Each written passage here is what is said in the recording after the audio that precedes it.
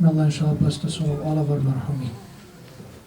Before I start, I don't know if it's a good thing or a bad thing. I checked the questions last night. There was no questions, alhamdulillah, because it shows maybe that the topic was clear enough, or maybe unfortunately that nobody actually listened, that there's no question.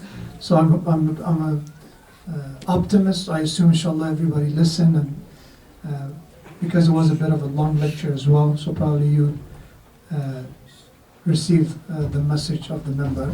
But still, that Slido will be open, so if you go to and enter 4040, you will be able to post your questions.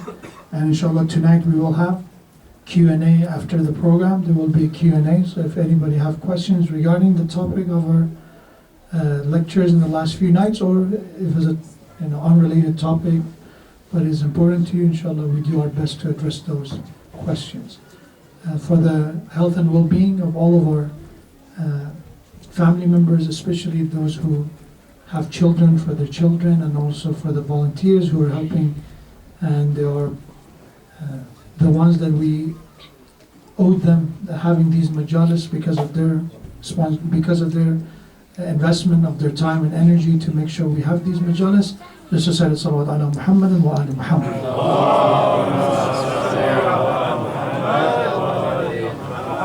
أعوذ بالله من الشيطان اللعين الرجيم بسم الله الرحمن الرحيم لا حول ولا قوة إلا بالله العلي العظيم الحمد لله رب العالمين ثم الصلاة والسلام على أشرف الأنبياء والمرسلين حبيب إلهنا وشفيع ذنوبنا وطبيب قلوبنا أبي القاسم المصطفى محمد اللهم صل على محمد وآل محمد وعلى أهل بيته الطيبين الطاهرين المعصومين المكرمين سيما بقية الله في السماوات والأراضين واللعن الدائم على أعدائهم أعداء الله من الآن إلى لقاء يوم الدين.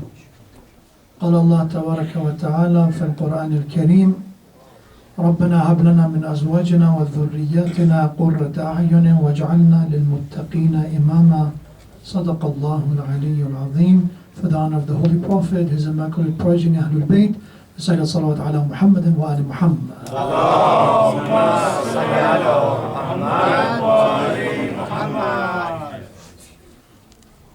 In our final night, I'll do my best inshallah to wrap up this subject that I started, but it doesn't mean that we have time to address everything.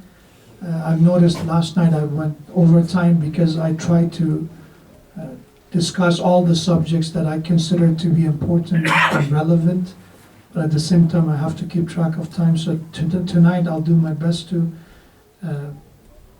keep the lecture shorter, but it will be some of the information I have to eliminate and keep it short.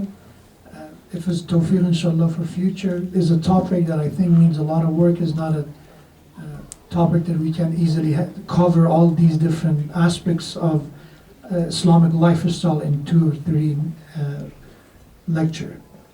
But hopefully what we learn, inshallah, we be able to believe in them because they are the teachings of the Quran and Ahlul Bayt, and then be able to practice and follow them in our lives. If you remember last night I recited an ayah, Allah subhanahu wa ta'ala said, مَنْ عَمِلَ صَالِحًا مِنْ ذَكَرٍ أَوْ أُنْثَى وَهُوَ مُؤْمِنٌ. If somebody, they are doing righteous deeds, good deeds, عَمَلَ صَالِح وَهُوَ مُؤْمِنٌ, as long as they have faith and iman, and this righteous action, it comes from their iman and faith. And it doesn't matter, their gender is not a criteria that is important. مِنْ ذَكَرٍ أَوْ أُنْثَى, it could be male or female, as long as they are righteous in their deeds. And as long as they have iman, فَلَنُحِيَنَّهُ حَيَاةً طَيِّبًا. Allah said we will bless them with a purified life. And in English translation of Quran I've seen good life, happy life. But the word طيبة, it's a antonym of tayyib is khabith. Tayyib means something that is pure, something that is clean. Khabith is something that is corrupted, is dirty. So hayat al-tayyiba means everybody have a life. But not every lifestyle, not every form of life is a purified life. Some people, they're breathing, they're surviving, but it doesn't mean they necessarily are living as well. So Allah said, if somebody have that righteous deed and that iman, so their belief and their action matches each other, and they're man or woman, doesn't matter, we will bless them with a purified life. They will have that purified life. And we will reward them for the best of what they achieved in life. So last night I talked about some of the lessons that we can focus on in our relationships with our spouse. And probably I thought about it because usually after, and as I mentioned, like any other human being, after I say something, I think about it. So did I said it correctly? Is there any possible misunderstanding? So last night, I remember there's a possibility. So if you didn't have that misunderstanding, perfect. But just in case, because this is being recorded for maybe the audience who listen to later, it seems that we talked about, the relationship between husband and wife. And we talk about women, if they do even a small thing for their husband, it has considered a very significant reward promised by Allah. It doesn't mean that we said, oh, woman, that's only job they have. It means that they have to, for example, the hadith I mentioned, if you remember, was if somebody go and welcome their husband at the door, or if when they're leaving the house, they go and basically accompany them, or when they're upset, go and talk to them, try to alleviate their pain. It doesn't mean just for men, and I mentioned it's also for, it's not just for women, it's also for men. But we're not talking about, the modern role of working outside and inside. This, again, the gender is irrelevant about the subject, as Quran said. Min dhakarin aw untha. Quran said male or female is irrelevant when it comes to how to pursue your connection with Allah subhanahu wa ta'ala. Your responsibilities in some manners are different. For example, hijab that is defined for women is different from the way that hijab is defined for men. But both of them eventually they're capable of achieving in a status to become closer to Allah, to achieving that purified life. It's all a possibility. So I don't want it to be a misunderstanding. It's rather focusing on how to achieve that lifestyle. Not about the detail, not about the examples, rather than focusing on the principles. And that's very crucial to think about. So I mentioned that tonight we will talk about our relationship with our children. But there are still some points that there are overlaps that we can use for our relationship with our spouse and with our children. Those are the things that, inshallah, you keep in mind. One thing that I noticed, there's a tradition by the Prophet that Rasulullah saw a group of children playing. And as Rasulullah saw them, he said, woe upon the fathers of the end of time. The fathers of Akhir al-Zaman.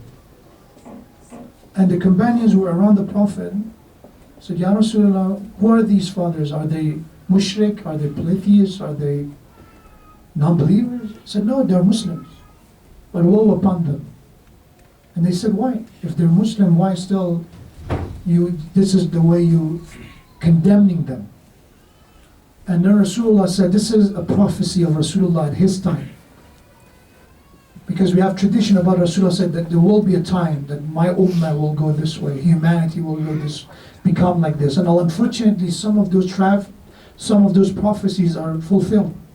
Some of them are clearly, you can see, they're point by point. You can see them in our time. So in this one, Rasulullah said the reason woe upon those fathers is because لا يعلمونهم الفرائض. They're not teaching their children about their obligations. These fathers, they do not have any interest of teaching their children about what's considered to be their fara'id, fariza, wajibat, obligations. And even worse than that, when the children themselves, they want to learn, يَمْنَعُونَهُمْ. Those fathers stop them. Those fathers stop their children from learning their wajibat and obligations, their priorities. And then Rasulullah says something that is it has a lot of resonance. It resonates with our time. And that is that Rasulullah says, they're happy with the bit of dunya.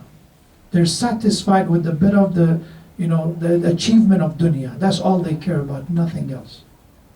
So exactly when I was reading this hadith, I remember this incident a while ago when a father actually came to me, the mother came to me, and she said that, can you advise my child? Can you talk to my son? So what should I talk to him about? He said his father is not happy with him. I said, what is the issue? He said, my son is really interested to listen to lectures, he was coming to our majlis and he was listening to my lectures. He has a lot of respect for you. Maybe he listens to you. I said, okay, what's the issue? He said, the issue is that he's too religious. He goes to his dad and said, Dad, the music you're playing, I think if you can please turn it off, I'm here. And the father says, too much. And if you can, Lord, a bit, try to take it easy, a bit more loose, that would be better. And this is not the first case. I've had cases that young people who want to get married, they come to me and said, there's a good family, there's a good girl that I want to consider for marriage. My family is against it because my family said they're too religious for us. So I want a hijabi, wife, but my mother is not hijabi and she says no. I say it makes sense. Because unfortunately it will be very uncomfortable for us to put ourselves in a position that maybe somebody else come and try to say, oh, we're better than you. Even with saying nothing, with wearing hijab, maybe indirectly, people look at us and they see me with my daughter-in-law. That's a lot of these thoughts comes to mind. So that's a very important point to keep in mind. When we talk about tarbiyah, when we talk about upbringing of children, the relationship that we must have with our children, that's why it's so important to go back to the last 2 nights lecture. Because most of the time the issue with the upbringing of children is not the children. There are cases that children have some issues that they have to be, and they need some help. But in some cases, unfortunately, parents are the one. They are the one, they don't want their children to go further than them in their religious practices. Because it's not comfortable for them. When it comes to education, that's hadith I mentioned of the Prophet, I know parents that when it comes to dunya, they want their kids to go to school, go to college, all good stuff, which we want them to. We're not against it. Islam talks about acquiring knowledge to be successful. But at the same time, you see that when it comes to their aqidah, when it comes to their iman, there's not as much emphasis. If you do it, please do your namaz. If somebody get a bad grade, there will be 2 weeks kind of a no one have a permission to speak of, right? It's more of a curfew, right, around the house. You got a C in your math, how are you going to get your engineering degree with a C? But if that person misses a couple of morning prayers, it's their children. They inshallah learn. But brother, he's 18. He's not a non-violent child. Is a wajib on him as much as wajib on a 30 years old. No, they're children. But when it comes to, even fasting, when our daughters are 9 and when our, sons are, when it comes to the age of bulugh, I've seen parents, because in the name of kindness, they undermine the command of God. Allah is much more kinder to His creation than parents. We have to believe in that. That's why we have that if a child is not capable of fasting, if physically they cannot fast, it's not wajib on them. But you cannot make that decision that in the morning you say, my son, have this sandwich, and then you don't have to fast. And I've had cases that the child wants to fast, the parents doesn't want them to fast. So it goes back to that, who has the first say? Is it Allah subhanahu wa ta'ala? Is it our iman?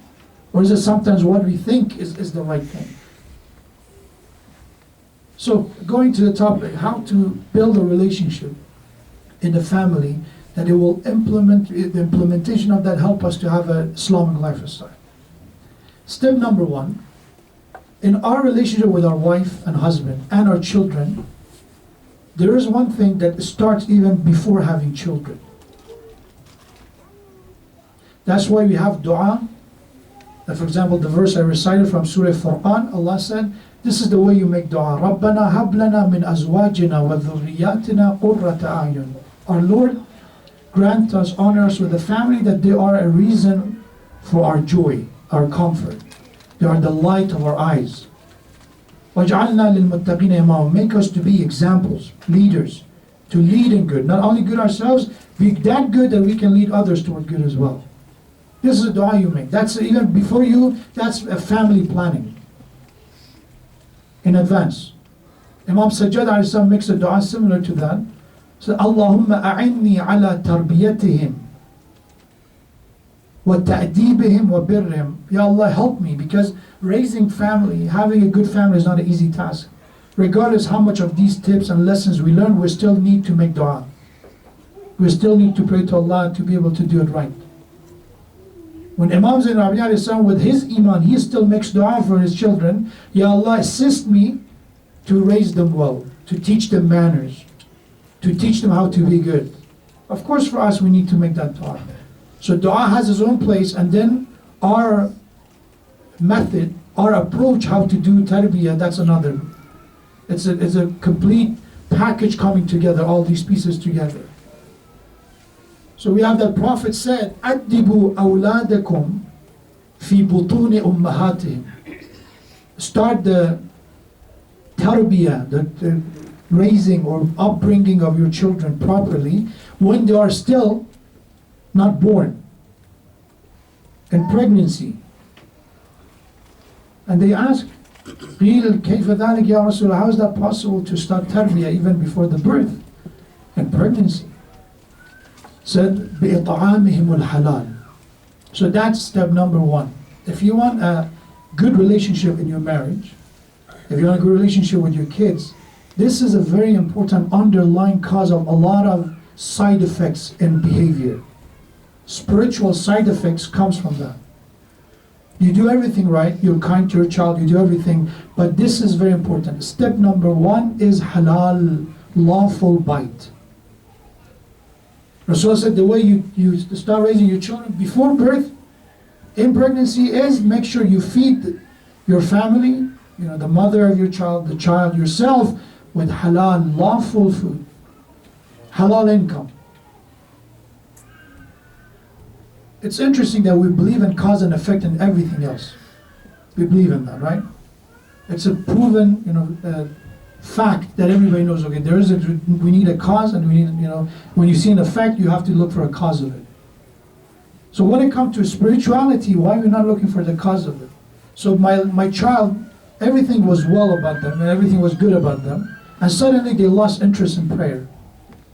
What is the cause of it? Is it a bad companion? Is it the environment that they go to, school that they go to? Is it what is it? Is it my behavior with them that it does not come out of the blue? It doesn't come out. It's not that randomly God chose you, you will be tested. This is another misunderstanding. As soon as we see a problem, this was meant to be. This is taqdeer. No, in some cases it's not taqdeer. You have to ask yourself, if I'm driving 120 miles per hour in the highway and I get into an accident, is that a taqdeer? It was meant to be? Whose fault is this? In that case, we know it's my fault. Same thing when it comes to our, sometimes our lack of attention to our relationship with our wife and husband, and suddenly something happened. And that could be, starting seeing differences in our husband, there are changes in them, or it could be about our children. It doesn't come out of the blue. You have to ask about the cause. And one of those underlying cause of every problem is halal and haram bite. How many stories you heard about the importance of halal bite? How many? This is a very well-known story, is mentioned by a lot of ulama, that we have somebody was passing by a river, by a stream of water, and he saw an apple. So he picked up the apple. It's a, very clean, just washed apple. He started eating, and he noticed that this is not randomly out of the blue. It's not going to be apple. Where this apple came from, and he noticed that there's a stream of water is coming from this certain farm. There's an apple farm over there.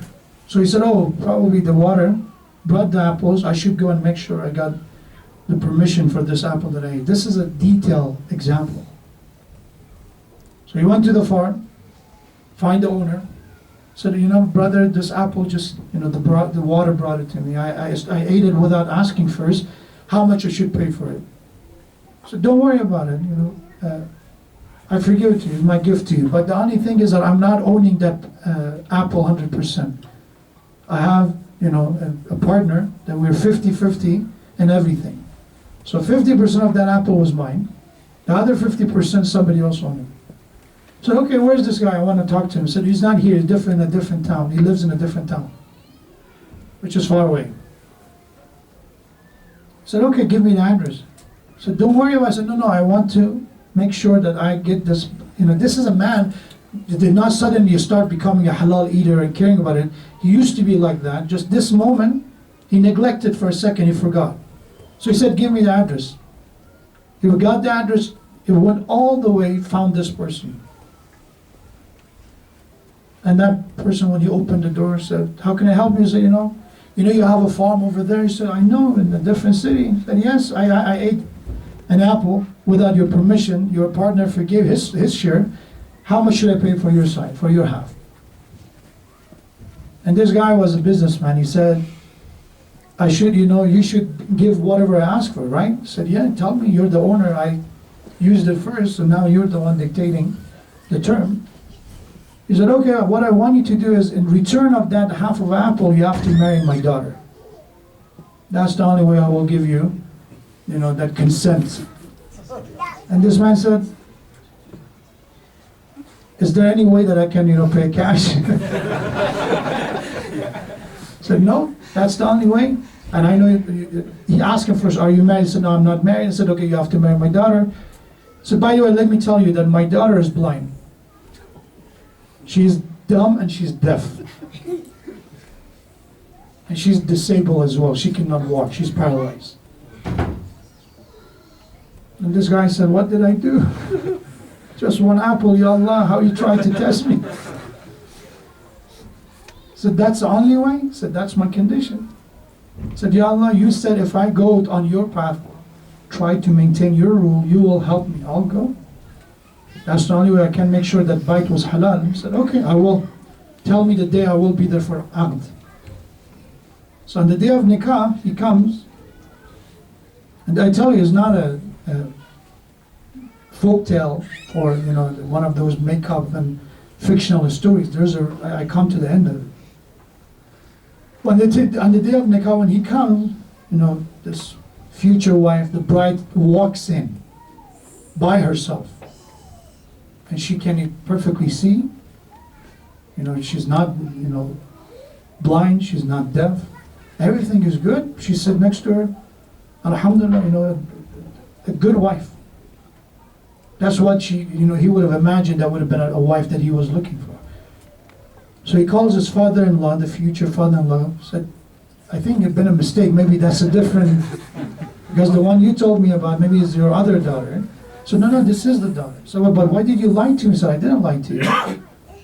Quran said, Summun bukmun umiyun fahum la yaqilun, right? He said, there are people who are not physically blind, but my daughter is blind because she doesn't look at haram. She's blind from looking at any haram. She's deaf from listening to any ghiba, backbiting and haram. She's dumb because she will not utter a word of haram, of backbite or gossip or tuhma. She's paralyzed from going anywhere that is haram. That's what I meant. But I wanted to know what kind of person you are.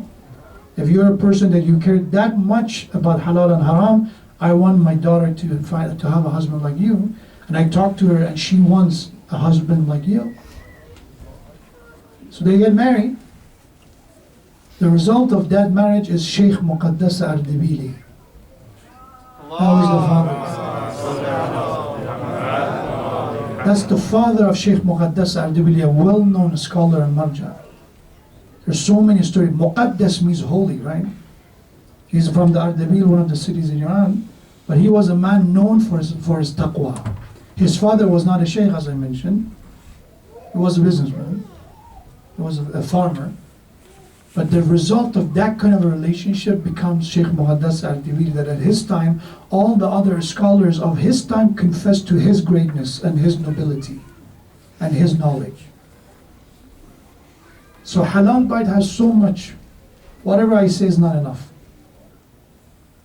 So that's step number one in tarbiyah of your children. If something is you're doubtful about it, do not give it to your child. You're doubtful, and that means even when you work in your job, you have to do a halal job. In Islam, that's the beauty of our religion. It doesn't matter you work for Christian, Jews, atheists, Buddhists. Halal bait means that when you accept responsibility, when you make a contract, you have to fulfill it. Don't accept it, or if you accepted it, you have to fulfill it. These are the teachings of our religion. There's no exception for it. And I've seen people say, no, we have to be honest in this. No. Honesty and amanat and these things has no exception. You have to return people's trust, even if that person is the Abu Sufyan. Rasulullah returned the trust from the son of Abu Sufyan. Kuffar, the same people, they persecuted him. They wanted to kill him. He accepted amanah from them and he returned it to them. I don't know how reliable it is, but I think if it was said by the Imam Sajjad, it would have been true. Imam Sajjad, we have been narrated that he said that if the killer of my father asked me to keep the sword that he killed Imam Hussein with the same sword that I keep for him as a amana, as a trust, and I accept, I will return it to him. Or you don't accept, or if you accept, you have to fulfill that trust. That's halal and haram matter. Step number 2, in tarbiyah and in relationship with your family and your children, is about expression of your love toward them. As human beings, we need to hear that Allah subhanahu wa ta'ala says, I care for my servant. We love them. Those verses are being recited, right? Why we start every surah, every salat, what is the one that we have to start with? The first ayah. Bismillah ar-Rahman ar-Rahim. There are so many names of Allah subhanahu wa ta'ala, so many attributes, but we need that to start everything with reminding ourselves that He is compassionate, He is merciful, He is kind. As human beings, we need to have the same thing toward our family. We need to express, say it verbally, that we have that love and compassion to our children. And there's so many traditions, and as I'm reading this tradition, how unfortunately it comes to this inferiority complex that we don't consider our teachings as valuable. If Gandhi said something or Dalai Lama said something, that's a big deal, right? Steve Jobs said it. It should be something important. Again, a word of wisdom, it could be learned from anyone. I'm not undermining, maybe they have a lot of good things to say. But when it says, قال الباقر قال الصلاة عليه السلام, we don't think there's as precious. And when you read it, say how relevant they are. How relevant they are. So when it comes to expression of love, we have heard how many hadiths about this, that Rasulullah said, you must say to your spouse that you love them. Say it verbally. Even if your culture considered to be weak of you or not very masculine and manly of you, you have to say it. Imam Hussein used to say that said, I love a house that in that house is rubab. I love the house. Imagine the person, I love that person that much, that house, I love it because of them, if they're present in that house.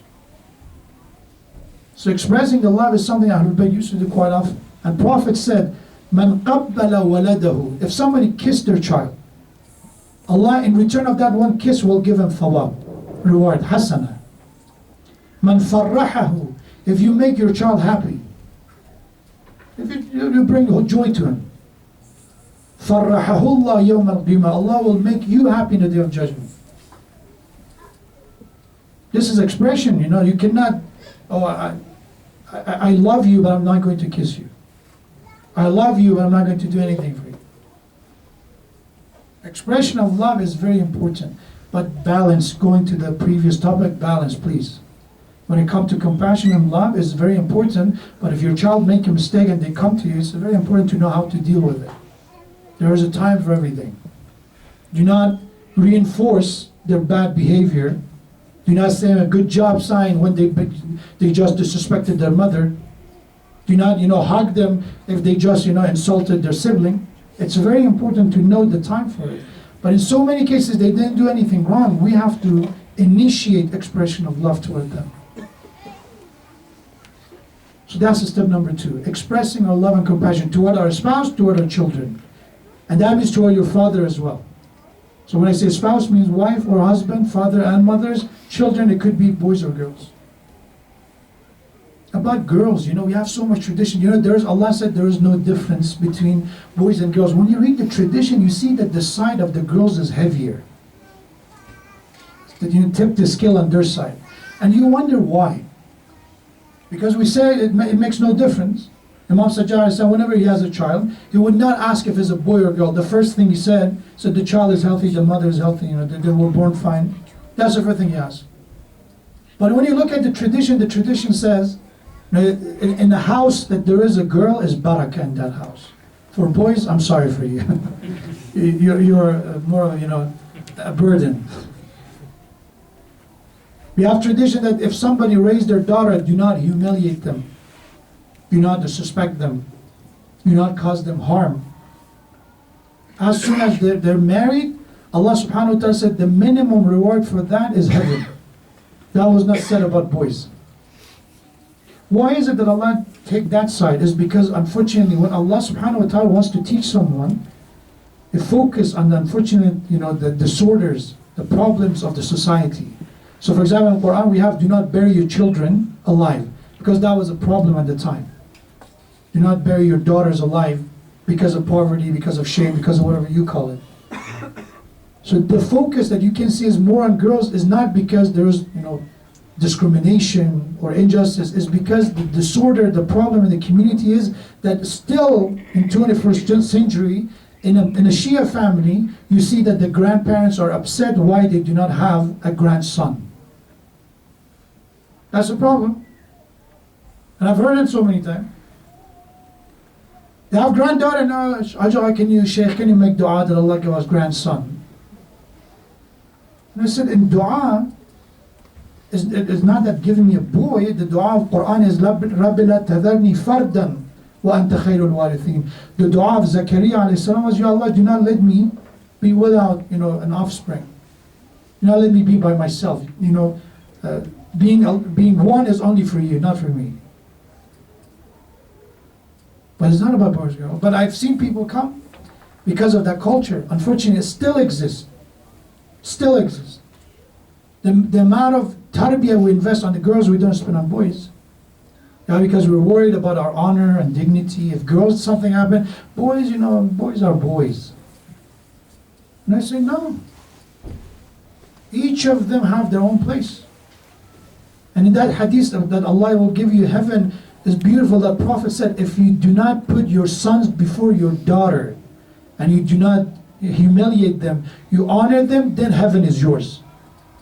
So why Rasulullah says you should not put your sons before your daughters? Because that was a problem. That's why it has to be said. And this still exists till this day. Till this day. And as Shia, we should be very offended when somebody doesn't consider the children of the daughter to be true grandchildren. Because Ahlul Bayt are from Fatima to Zahra Salamullah alayha.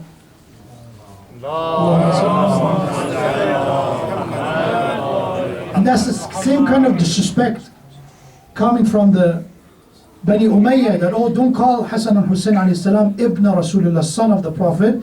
They're no sons because they're from the daughter of the Prophet. And that was already answered. So expression of love is important. Step number 3, stay away from discrimination. Do not discriminate between your children. You have the Prophet ﷺ saw a man kissed one of his sons, didn't kiss the other. And Rasulullah said, why you did not treat them fairly? Where is your insaf? You have to be fair. If you kiss your son, you have to kiss the other as well. And then we have Imam Salih has similar tradition, because the Ahlul Bayt and the Prophet, their sunnah is the same. Then we have that Imam said, do not discriminate between your children. We have that one time his eldest son was passing by, and he came, and as Imam Salih was kissing his youngest child, he kissed him as well, and he was in his 30s. And then you look at his companion and said, do not discriminate between your children. Learn from Habil and Qabil alayhi salam story, that even jealousy could grow between brothers. and don't be the cause of that. So one thing is, do not discriminate between your children, and also in addition to that, do not compare your children with other children. Do not compare your wife with other people's wives. Do not compare your husband with your sister's husband.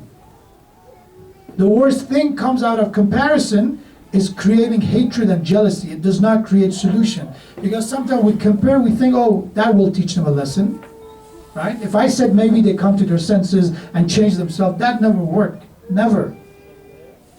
What's wrong with you? Why you don't learn from, your cousin? He's 5 years old, younger than you. You already, got accepted to school. And Allah subhanahu wa ta'ala said, "La yukallifu nafsan illa wus'aha." We're not supposed to expect the same thing from everyone. Everybody have to look at their wus'ah, their capacity, their potential. You cannot expect the same thing from everyone. It's not just. That's why for a marid, for a ill, no fasting for them, right? For a faqir, there is no hajj. For everyone, that when there is no ability to perform it, there's Allah subhanahu wa ta'ala removed it. It would make it easier for them. We have to stay away from discrimination. We have to stay away from comparison. They are the most destructive force. In our communities, when we compare our children start to despise good children. When you use one child who's recite Quran, recite Noha, recite everything, and you say, learn from him, what you're doing is that person said, okay, this person is the reason I have so much problem. I'm being humiliated, I'm being talked down all the time because of this guy. That's why the good kids of our community it's difficult for them to find friends. It's difficult. And I know in our community, and I've been in other communities similar. We create an obstacle for our own child and the other child. And same thing when it comes to our spouse. Ask yourself, how do you feel if somebody compare you with others? When you say to your wife, I wish you cook like my mom. I wish you never say that word. But if you say, I wish you do that like my sister, or like that, or like that. Or opposite, and we mentioned, my sister's husband, he got this job and he's making so much more money, he worked half of the time, he just worked three times a week, and they went for vacation. These comparisons are not productive. They are just condescending, disrespecting, humiliating, and if somebody has even motivation to do better, they stop. Because in life, not everything is the same. Not every person's opportunity is the same. And our children learn the same thing. So that's the step. If you do not compare, do not discriminate. Step number, who's following me? 3. So we said 3 of them. One of them had 2 pieces. So if you count them separately, you're going to be 3. If you count it separate, it's going to be 4. But step number 3, in tarbiyah and in relationship, which is, I think it's very, very important to keep in mind, is understanding that, especially when we have children, our balance to pay attention to them and our spouse start to change. What I mean by that is after children comes to our lives, we start investing more time toward them, which they needed. But sometimes what happens is that we forget about our spouse. Because you have children now, you have to work more, you have to, with children comes some responsibilities. Mothers have to spend time, fathers have to spend time in ways to take care of them. What they forget is that all that is necessary, what they should not forget about each other. I've had cases that fathers or mothers felt neglected after having children. That their spouse doesn't pay attention as much. They mostly focus on the children. Make sure in the tarbiyah, your connection with your spouse, if it's strong, your children will benefit from it. For their sake, you have to pay attention to your spouse after having children. Because if you start to drift apart, you start, inch by inch, distancing from each other, children easily get it. They notice it. And they cannot get that healthy attention and affection from both of you. So saying that, this step is also important to make sure do not disrespect your spouse in front of your children. In other words, do not put them down. What I mean by that, let's say your husband says something that is 100% wrong. Your wife says something that is 100% wrong. Right? Do not correct them in front of your children. Because as parents, you have that position of authority. Your job is to make sure you are the one raising them. And if a leader is being undermined, I ask you, how many of you in your companies, you have CEOs, you have bosses. If the CEO or the boss is not being accepted as qualified, or somebody undermined them, would you listen to them and care about what they say after that? Oh, we have a bigger boss, we have to look at them, what they say. This guy is just a puppet. So even if you have mistakes, do not correct each other in front of your children. They're not at the age to get it. Once they become, we have in Islam, there's 777, which there's so many different tafsir on these 7 brackets. That 7 years your child has to play, 7 years you have to teach them education, 7 years you have to use them as advisor. But as they grow up, that's fine. When they're teenagers, you can even admit that you make mistakes when they're teenagers, because now they're able to understand. Even if you don't say it, they get it. But in front of your 5-year-old, 6-year-old, 7-year-old, do not correct each other. You have to privately talk to each other, talk about differences, talk about disagreements. These are all traditions. We have so many ahadith about this. And we have that when you make a promise to your child, fulfill your promise to your child, because they look at you as the Razzaq. You are the one giving them the rizq. They don't know anyone except you at the young age. So make sure they do not lose that trust to the Razzaq. Because if you do it wrong, when they grow up, they're going to lose that connection with Allah as well. So it's very, very crucial to respect each other in front of your children. Why in front of your children? In front of everyone. Because when we get married, we think we're close. When we are close means formalities start to disappear. But with formality, adab should not disappear. Adab means etiquette, manners.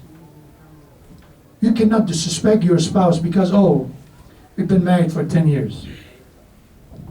Use names, nicknames that have respect in them.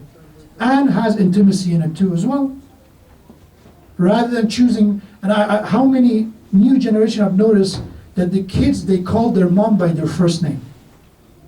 Why? Because their fathers always called their mothers with the first name. That's the only environment they grew up in, and that's the way they call their mom. So imagine if you call your wife something different, all those endearment statements that you can. At least if you're not, inshallah they will learn eventually to say mom, but they will not learn to call their mother with the nickname. These are adab. These are not wajibat, but these are small things that without ta'deeb and adab, we have tarbiyah, which is about upbringing children, and then we have ta'deeb, which is about teaching them manners, etiquettes, discipline. And we need them. In order to be able to do tarbiyah and we need to do discipline, we need to respect each other. That's good for your own relationship too. There is a story that you have a lion. There is a book, it's about personification that animals can speak of. That there are, moral lessons from those stories. Kalila and Dimna is the name of the book. So it was a friendship between a lion and a human being, and a man. And one day when they were wrestling for fun, in the middle of the wrestle, the man looked at the lion and said, what a bad, smell and bad odor you have. You should take a shower. As a joke. It could have some truth to it. And after the wrestling was done, we have that the lion brought a sword to the man. He said, pick up the sword. He said, why? He said, pick up the sword. So the man held the sword. The lion said, hit me on my head. So what's wrong with you? How can I do that? I said, no, I'm asking you as a friend, do this to me. He said, no, I will not do that. I said, no, for years I'm asking you for one thing, strike me on the head. So he refers to the lion. Do not go to the it and he. This is the personification. The lion insists until the man agrees and strike him on the head, and gushing blood. The lion walks away. Month later, the lions return to the man. And said, "Oh, how are you? What happened? You make me feel horrible about myself. You asked me to do it. What happened? Why you walked away?" So before we catch up on what we missed, tell me, can you see where that wound, that basically the scar of your strike, of your sword? So no, thank God, alhamdulillah, healed well. It's hardly noticeable, I cannot see it. And the lion says, the strike of your sword, the scar of it healed, but what you said to me did not heal yet. Humiliation is something, if you learn from Abu Abdullah hayhad minna, they'll know to humiliation. Is any form of humiliation. One of them is verbally. You humiliate someone. Oh, you're ignorant, you're a fool, you're this, you're that, you're good for nothing. And I've heard people say it. Because I'm a father, I think I can do it. Because I'm a spouse, I can do it. If I undermine dignity of someone, Allah says if somebody go against someone's honor, they declared war against me. So when we have a hadith by Imam Baghdadi, if you had a choice between desecrating the holy mosque, Masjid al-Haram, Kaaba, and disrespecting a mu'min, choose the first one. Do not disrespect a mu'min, because al-mu'min a'zam hurmatan min al-Kaaba.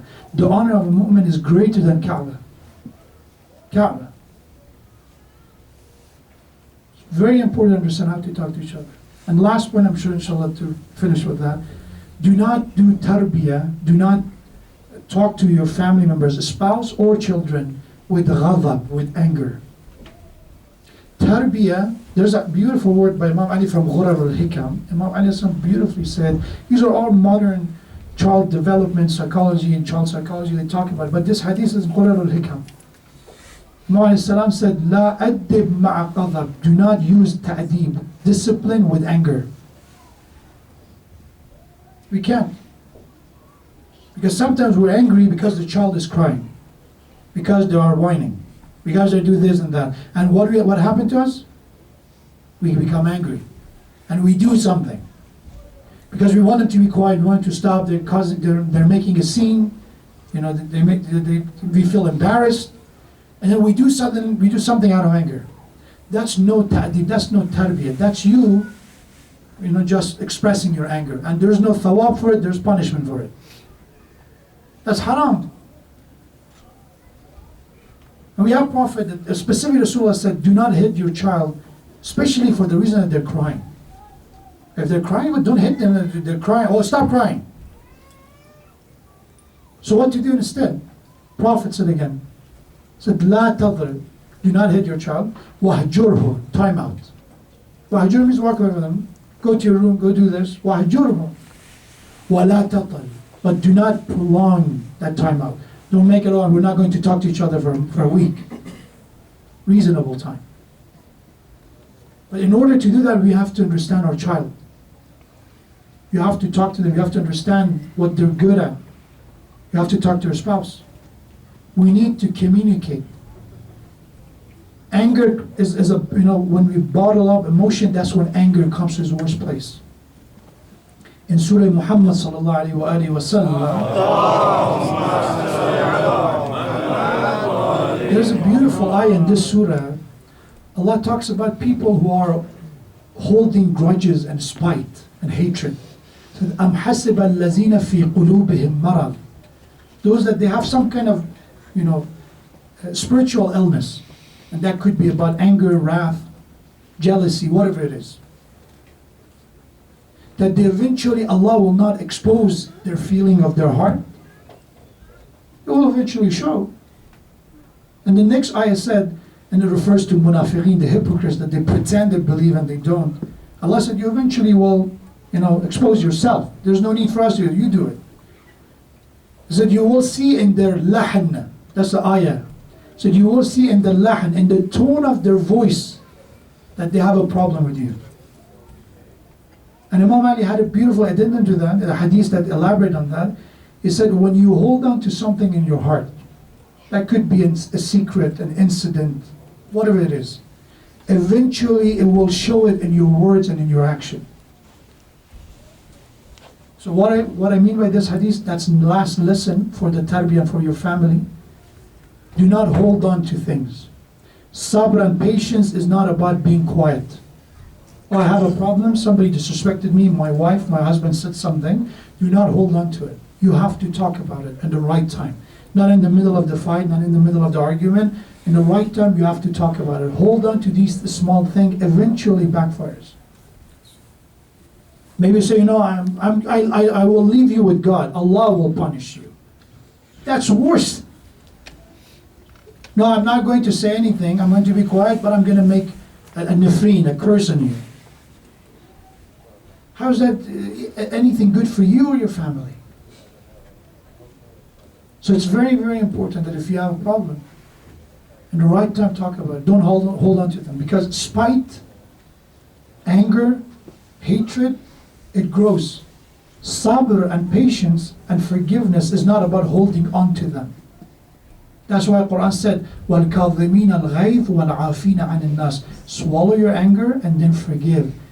First suppress and then let it go. If you're going to just suppress and hold on to them, it is not good. We don't want you to become that person who have all these, bottled up anger that one time it bursts into one, God forbid, a very bad decision. That's why you see people driving, they're angry, we have road rage. These rage, where it come from? It's nothing to do with the driving. It comes from something else. It bottled up to this one. And in tarbiyah, sometimes we do that. I've seen cases that the mother, even the relationship with the children start to be affected when they hate the father. They hate the father. How they can, I know it's their child, but it's a child that both of them have together. So if you have an issue, rather than thinking about how to suppress it, think about how to say it properly. Because sometimes we have a problem, then we start cursing and say, oh, I hate you. Understand how to communicate. You have to understand how to say it. Know your husband, know your wife, understand what is the best way that you can communicate based on that strength. I've seen people say, Shaykh, I do that, it failed. I tried to talk to my wife, and I tried to communicate, and she doesn't want to. Or I tried to talk to my husband, and that's happened. And I said, okay, tell me exactly what you said. In the counseling, I have to ask them, because of confidentiality. So what did you say? Specifically. So, I said, it's not your fault, it's your parents' fault. They raised you this way. But let's talk about your problem. So what do you expect to be the result? Communication is not about insulting, and it could be, and we think no offense. If we say no offense, I don't mean you, and we say whatever we want. And in Islamic term, what we say, I don't want to do ghiba, not ghiba, it's not a ghiba, but let's say, and there's 20 ghiba coming after that, right? We think if we say that at the beginning, it's going to just, ignore everything after. No, still a ghiba is a ghiba, even if you say it's not a ghiba, you can do it. These are just few practical points. Keep them in mind, and inshallah, if we try to become better ourselves, not about suppressing and sacrificing, no. You're supposed to enjoy of your life. As a wife, as a husband, you're supposed to receive something from marriage. You cannot just give. Something has to be received in order to give. And sometimes in order to do that, you have to learn. Sometimes we do it to ourselves when we discriminate, when we compare, when we disrespect and insult. And it's always, fight fire with fire. Somebody insults you, will receive insult. That's the way it is. That's why we have a tradition of Imam Mujtaba, treat the people the way you want to be treated. That's a simple concept. If you're expecting not to go visit your parents and your in-laws, expect that your spouse is going to say the same thing. Okay, if not going to visit mine, I don't think we have to go visit yours.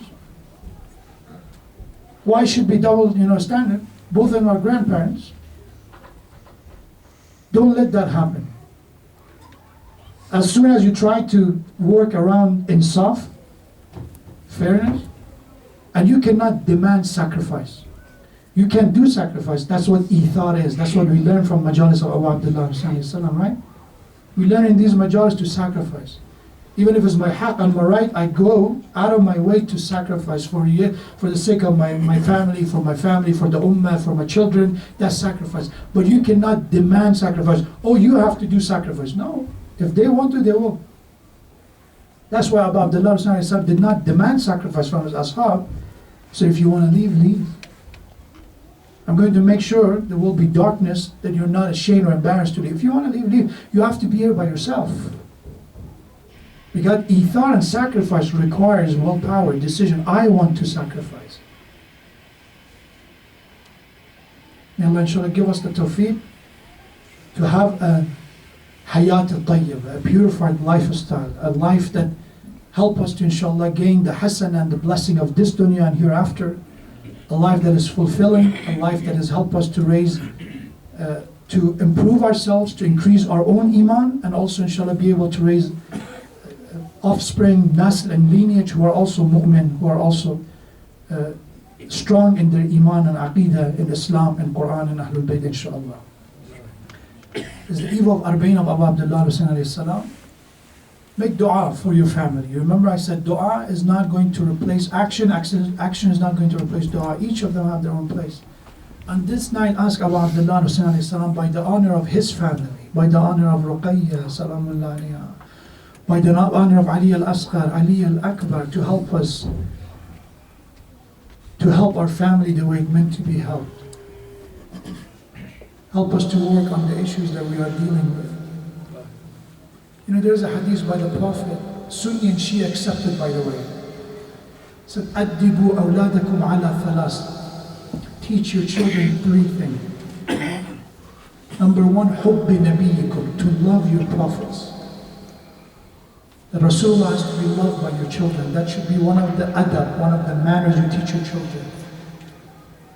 Number two, وَحُبِّ أَهْلِ بَيْتِهِ. The love of the family of your Prophet is the second adab you have to teach them. Number three is وَقِرَاءَةُ الْقُرْآنِ, and to recite Quran. It's interesting, I've listened to some lectures by the other mazahib of Islam, outside the Shia, and they talk about this hadith. They focus so much on the first one and the last one, and the middle one they just brush on and quickly pass on. Love the Prophet, this is the way, do Mawlid, do this. And Prophet, as family, we say Ali Muhammad, and then we go to Quran. And as they're saying that in our prayers, in every Muslim, at the end of their tashahhud, right, when we say Alhamdulillah, ashhadu an la ilaha illallah, wa la sharika lah, every Muslim, Shia, Sunni, regardless, after we say the Prophet, we testify to his prophethood, wa ashhadu anna Muhammadan abduhu wa rasuluh, we say Allahumma salli ala Muhammad wa ala Muhammad. And a lot of mazhab of Ahl Sunnah say Allahumma salli ala Sayyidina Muhammad wa ala ali Sayyidina Muhammad. So they say Ali Muhammad in their prayers. But as he was giving this lecture, he said Sallallahu Alaihi Wasallam. The Ali was skipped for some reason. This is the adab, inshallah, we have to make sure pass it to our children, to love the Prophet, to love the family of the Prophet, and to recite Quran. But tonight is for the second one, the love of the family of the Prophet. Hubba ala Muhammad, Hubba Ahl Bayt. We gathered here today to commemorate 40th day of Shahada of Abdullah alayhi salam. Is a day that in history has been mentioned. The first few visitors, they walked to ziyarah of Abdullah alayhi salam. One of them is known in history as Jabir ibn Abdullah al-Ansari. He's a companion of the Prophet. He's the one who narrated a hadith that Rasulullah told him, you will be alive and you will see the fifth Imam, Imam Muhammad al-Baqir, and Rasulullah named all of them for him.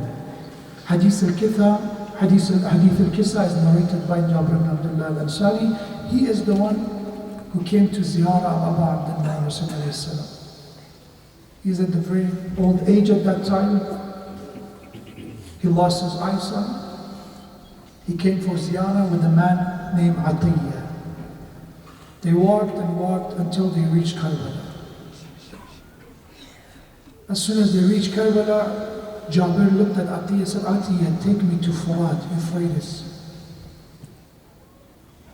He took him to Farad. Jabir performed ghusl and wash. He wore his new attire, new clothes, and he asked for some perfume. He wore the perfume. And then he looked at Atiyah, because he's the one that cannot see, he's blind. He looked at Atiyah and said, Atiyah, take me toward the grave of Hussein. Atiyah said, Jabir, there is no label. There are so many graves here. Imagine that it's still in Baqi, there's the same situation.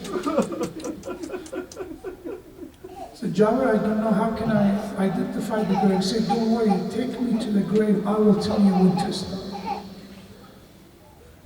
So Atiyah brought Jabir to one grave. They sat down. You have that he picked up some soil from the grave and he smelled the fragrance. He made some dua, said, let's go, this is not the grave of my master Hussein. They went a few graves until the one that he sat down. He smelled the soil, the turba of that grave. And as soon as he felt the scent, the fragrance of the grave, he said, Assalamu alayka ya Abu Abdullah.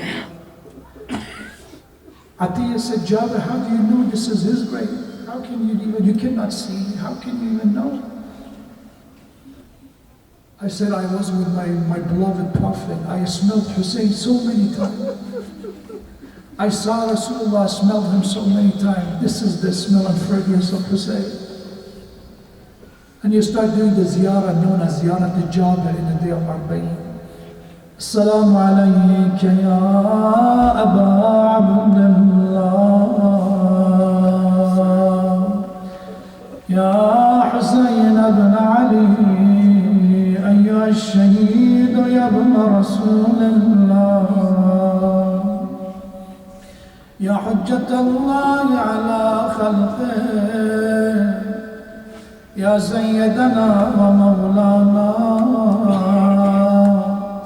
إنا توجهنا واستشفعنا وتوسلنا بك إلى الله، وقدمناك بين يدي حاجاتنا، يا وجيها عند الله اشفع لنا. Everyone together. يا وجيها عند الله اشفع لنا. Almost end of Safar. One more year of our life passed, and only Allah knows if you have another chance to come and sit in the majalis of Abu Abdullah Hussein. And we have a tradition, if you cannot cry for Hussein, at least have the attitude of somebody who's grieving. Try to help other people in their grieving.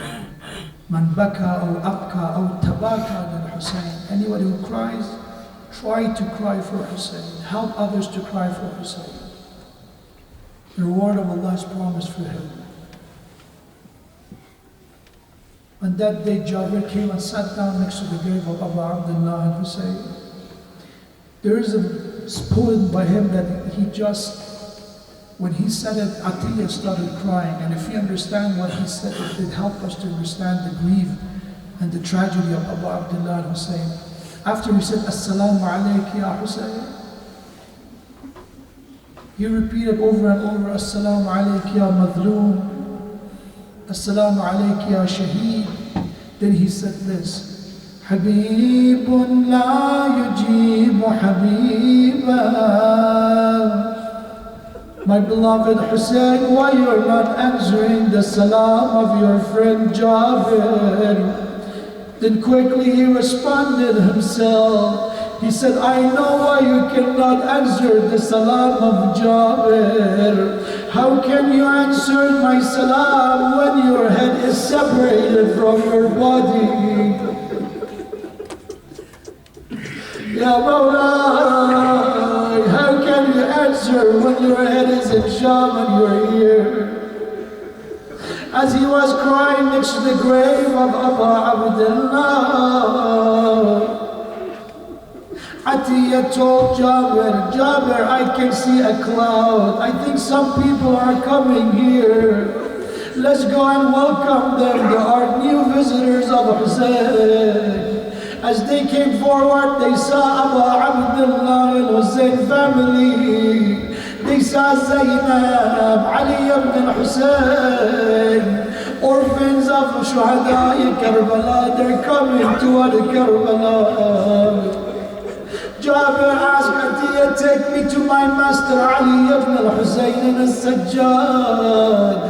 As soon as he brought him to Imam, he threw himself to the feet of Imam Sajjad. Ya Mawla, Ya Sayyidi, tell me about the musibah of my master Hussein. I wasn't able to come here. My old age, my lack of sight didn't let me be here to support Hussein. But tell me what happened on the day of Ashura. Imam Zain al-Abidin said, Jabir, what shall I tell you? Which musibah I should begin with? Should I tell you about my brother Ali al-Asghar? Should I tell you about my brother Ali al-Akbar when they returned his body in Abba? Should I tell you about my uncle Abbas when his hand was severed in Alqamah?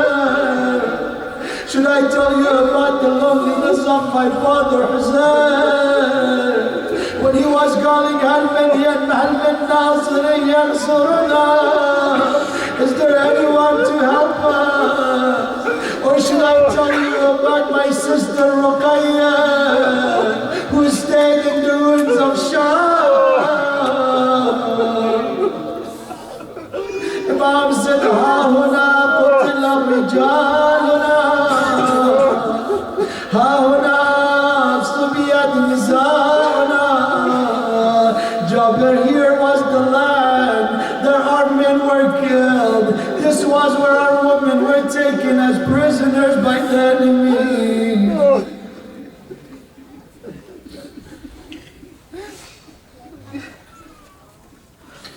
ولا لعنة الله على القوم الظالمين وسيعلم الذين ظلموا أي منقلب ينقلبون والعاقبة للمتقين إنا لله وإنا إليه راجعون. يا الله يا رحمن يا رحيم يا مقلب القلوب ثبت قلوبنا على دينك. يا الله يا رحمن يا رحيم استجب دعواتنا بحرمة رسولك، بحرمة نبيك، بحرمة أهل بيته، سيما أبو عبد الله الحسين. يا الله يا الله يا الله يا الله يا الله يا الله يا الله يا الله يا الله يا الله. يا حميد بحق محمد، يا عالي بحق علي، يا فاطر السماوات بحق فاطمة، يا محسن بحق الحسن، يا قديم الإحسان بحق الحسين. اللهم عجل لوليك الفرج. Ya Allah, by the honor of Abdullah Hussein, on this eve of Arbaeen, grant us the ziyarah of Sayyid al-Shuhada, the Shafa of Sayyid al-Shuhada. Ya Allah, Ya Allah, by the honor of Abdullah Hussein, bless all of our marhumin, all those who passed away, especially the sponsor of this majlis, with maghfirah and your forgiveness. Ya Allah, by the honor of Abdullah Hussein, grant all the mu'mineen the bravery to stand against zalimeen and oppressors, and liberate all the lands of mu'mineen from the oppression of all of the dictators and all of the zalimeen of our time. Ya Allah, by the honor of Abdullah Hussein, grant all mareed, those who are ill, with quick healing and recovery and shifa. Ya Allah, by the honor of Abdullah Hussein, grant us to raise a family who are the true followers, the true awaiters and true, inshallah, Shia of the Imam of our time, wa Sahib Rasul al-Zaman. Ya Allah, we pray to you on this eve of Arbaeen to make the journey of all of the Zahireen of Abdullah Hussein to be safe, and inshallah they return to their family with safety. اللهم اغفر لنا ولوالدينا ولوالدي والدينا ولمن له حق علينا ولجميع المؤمنين والمؤمنات. Please recite Surah Al-Fatiha with the salawat ala Muhammadin wa ala Muhammad.